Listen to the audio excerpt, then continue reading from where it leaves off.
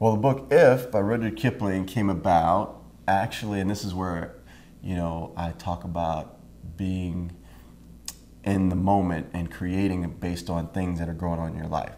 And what happened was there was one day I happened to be taking some pictures outside of the basketball game, and for whatever reason, when I got home that night, I decided to go through my bookshelf and just look for some poems and just kind of, you know, get the juices flowing.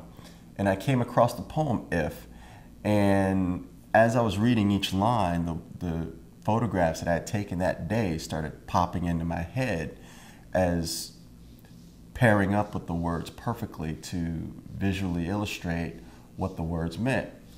And I says, oh, I should do this as a book, and then I could photograph different sports.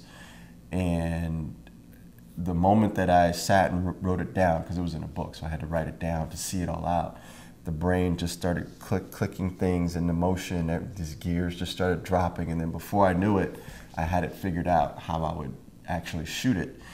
And when I did shoot it, the parameters were that since it was written by a man in the voice of a father to his son, that I only focused on boys playing these sports, showing them at their best, the most challenging, most difficult, things. And we actually happened where I lived at the time, happened to have it's kind of like the Olympic Games. It's called the Empire State Games in New York State, and they happened to be where we lived that year. So our local high school held many of the events, and then some of the other events were at local colleges and things like that.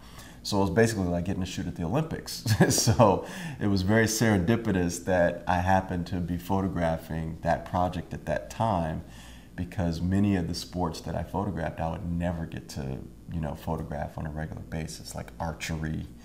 That was one in particular that stood out. So I got to get a variety of images just because of that.